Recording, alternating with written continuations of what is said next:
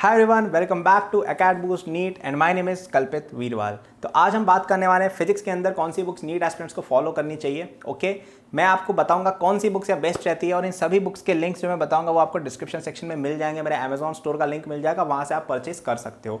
Okay, तो सबसे पहले यार आपको मैं बता देता हूँ कि नीट के अंदर मिनिमलिस्टिक अप्रोच फॉलो करनी रहती है और मैं पर्सनली जेई में भी वही फॉलो करता था। मिनिमलिस्टिक अप्रोच का मतलब क्या है कि आप कम बुक्स फॉलो करो लेकिन उनको अच्छे से करो। ये क्यों करना होता है? ये मेरे भाई इसलिए करना होता है क्योंकि क्या होता है यार कि नीट के अंदर या किसी भी एग्जाम के अंदर जो फिजिक्स आती है वो ऑलमोस्ट हर बुक में सेम ही होती है। आप भले किसी भी टीचर से पढ़ो, आप किसी भी बुक से पढ़ो, आपको 80% क्वेश्चंस, 80% कॉन्सेप्ट, 80% एक्सप्लेनेशन सेम ही मिलेगा क्योंकि फिजिक्स सेम है ना। ऐसा नहीं होने वाला कि कोई फोर्थ लॉ इन्वेंट कर देगा न्यूटन का या कोलम की जगह मोलम लॉ लिया जाएगा, ऐसा कुछ नहीं होने वाला, सेम ही चीज़ है, राइट। सो यहाँ पे हमें समझना होगा थोड़ा मैच्योरिटी के साथ कि ज़्यादा बुक से अच्छा ये है कि अपन एक बुक पर खरीदें और उसको अच्छे से बना डालें, ठीक है। तो यहाँ पे आपकी सबसे पहली बुक जो रहेगी रिकमेंडेड वो रहेगी आपका कोचिंग का मटेरियल। कई सारे लोग बुक्स करते रहते हैं लेकिन वो अपना कोचिंग का मटेरियल नहीं बनाते हैं। अगर जनता कोचिंग का मटेरियल बनाने लग जाए ना कि पूरा का पूरा थ्योरी, नोट्स और क्वेश्चंस लगाए अच्छे से, है ना, हर चैप्टर के, तो आपकी नीट में अच्छी रैंक लाने से कोई रोक ही नहीं सकता है आपको। और कोचिंग का लगाना इंपॉर्टेंट क्यों होता है? क्योंकि भले ही कोचिंग के अंदर आपको वो इंसाइट नहीं मिलती है जो लेट से आपको बुक रीडिंग में मिलेगी, लेकिन आपको उससे क्या होता है यार कि आपको क्वेश्चन बनाना आता है और आप एग्जामिनेशन की प्रिपरेशन कर रहे हो इन दी एंड, जिसमें आपको क्वेश्चन बनाना सबसे इंपॉर्टेंट पैरामीटर है। ऑलराइट, तो कई सारी शॉर्ट ट्रिक्स है, मेमोराइजेशन टेक्निक्स हैं जिनसे आप क्वेश्चन फास्ट कर सकते हो। ये सब आपको कोचिंग मटेरियल में मिल जाता है। तो आप प्लीज़ अपने कोचिंग मटेरियल को प्रायोरिटाइज कीजिए। आप जहाँ भी जाते हो, आप ऑनलाइन जाते हो ऑनलाइन, ऑफलाइन जाते हो तो ऑफलाइन, वहाँ का मटेरियल आप फटाफट से बनाया करें। ओके, क्लास में आपको जो भी पढ़ाया जा रहा है उसके नोट्स बना लीजिए। सेल्फ नोट्स बनाना बहुत इंपॉर्टेंट है क्योंकि यार क्या है कि अपन को भले कितने भी अच्छे नोट्स दे दिए जाए ना, खुद के नोट्स होते हैं तो उससे काफ़ी मदद हो जाती है। ओके, तो प्लीज़ अपने नोट्स अपन बनाएंगे।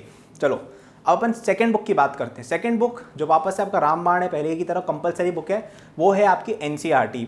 अब एनसीईआरटी को लोग कमतर समझते हैं कि यार एनसीईआरटी से क्या होता है, एनसीईआरटी से जेईई नीट नहीं निकलते, लेकिन ये गलत है। आप किसी भी टॉपर की इंटरव्यू देख लेना, मेरा ही देख लेना, यूट्यूब पे सर्च करना कल्पित वीरवाल इंटरव्यू, या किसी और का भी देख लेना और उससे पूछना या उसका कुछ ना कुछ क्वेश्चन होगा कि बुक्स कॉस्ट भी बताओगे, तो सारे के सारे टॉपर्स यही बोलते हैं, भले ही नीट वाले हो, भले ही ओलंपियाड वाले हो, भले ही जेईई वाले हो, कि एनसीईआरटी बहुत इंपॉर्टेंट है।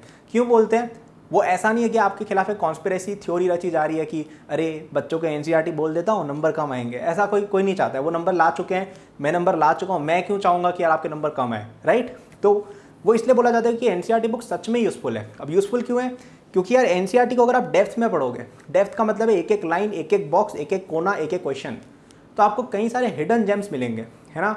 जैसे आप अगर बात करो सेमीकंडक्टर्स चैप्टर, जैसे 12th फिजिक्स में काफ़ी सारे हिडन जेम्स है उसके अंदर। एनसीईआरटी के अंदर जो सेमीकंडक्टर्स चैप्टर है ना, वो कई सारे इंजीनियरिंग के बुक्स के अंदर उतना अच्छा नहीं होता जितना उस बुक के अंदर दे रखा है।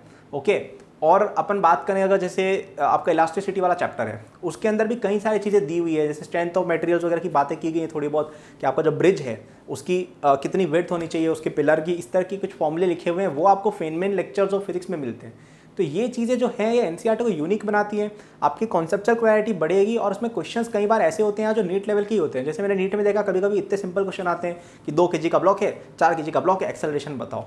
तो ये क्या है? ये तो एनसीईआरटी लेवल का क्वेश्चन है। तो ऐसे क्वेश्चन आपको करने आएंगे। प्लस आपके क्लास 11th 12th के जो बोर्ड एग्जाम है, जो स्कूल एग्जाम्स हैं, उनमें it will be very helpful for you if you are preparing NCERT well. Okay, तो अपन एनसीईआरटी को बहुत अच्छे से बनाएंगे। तो अभी तक जो मैंने बताया वो कंपलसरी था। एनसीईआरटी और कोचिंग का मटेरियल इतना तो बनाना ही बनाना है, ठीक है। इन सब के लिंक्स मैंने डिस्काउंट पे आपको मिल जाएंगे डिस्क्रिप्शन के अंदर। अमेजॉन स्टोर है मेरा, वहाँ पे अमेजॉन पे आपको काफ़ी चीज़ें सस्ती मिलती हैं, वहाँ से आप परचेस कर सकते हो। मैंने कुछ कोचिंग मटेरियल भी डाल रखा है, कुछ बुक्स भी डाल रखी है मैंने। हालांकि उसको कैटेगराइज अलग से नहीं कर रखा होगा नीट का, बट आप उसमें से एचसी वर्मा और एनसीईआरटी आराम से ढूंढ के परचेजिंग कर सकते हो, ठीक है। अब अपन नेक्स्ट बात करते हैं थर्ड बुक की, जो मेरी फाइनल बुक रिकमेंडेशन रहेगी नीट के लिए। और ये बुक है ना ऑप्शनल है, ये उन लोगों के लिए यार जो बहुत अच्छी रैंक लाना चाहते हैं कि हमें 100 में रैंक चाहिए, 1500 ऐसी रैंक चाहिए, फर्स्ट रैंक चाहिए, वो है एचसी वर्मा। अब एचसी वर्मा की एज सच जरूरत नहीं है क्योंकि यार आपने एनसीईआरटी में अपनी थ्योरी समझ ली और आपने क्वेश्चंस के लिए अपनी कोचिंग शीट लगा ली। बट एचसी वर्मा की इंपॉर्टेंस ये है कि कोचिंग की शीट आप कितनी भी पढ़ लो ना, आपको इंसाइट नहीं मिलती सब्जेक्ट में, है ना। इंसाइट आपको मिलती है किसी अच्छी बुक को पढ़ने से। इंसाइट का मतलब है कि यार आप टॉपिक को डेप्थ में समझ जा रहे हो कि ये चीज़ हम क्यों कर रहे हैं, कैसे कर रहे हैं। एचसी वर्मा की थ्योरी पढ़ने से दिमाग में क्लैरिटी बहुत ज़्यादा आएगी, कॉन्सेप्चुअल, एंड आपको कोई टफ थ्योरेटिकल क्वेश्चंस दे देना जो कभी कभी आई थिंक आ जाते हैं, उनमें आपको काफ़ी हेल्प होगी। प्लस उसमें टफ क्वेश्चंस बनाना आपको आएगा। नीट के अंदर भी यार कुछ क्वेश्चन टफ डाले जाते हैं, वो इसलिए होते हैं कि यार आप टॉपर्स को डिटरमाइन कर पाओगे कौन सा बच्चा टॉप करेगा, कौन सा बच्चा 1000 पे रहेगा, राइट। तो उन चीज़ों के लिए एच सी वर्मा बहुत अच्छी बुक है। अब एच सी वर्मा के आगे बच्चा जाए उसका नीट में कोई रिलेवेंस नहीं है, इरोडोव वगैरह रेशनिक हाइडे करने की कोई ज़रूरत नहीं है, कोई जस्ट ज़बरदस्ती करना चाहे तो कर सकता है, बट मैं कहूँगा उतना ध्यान आप केमिस्ट्री और बायोलॉजी को तो ज़्यादा फायदा होगा।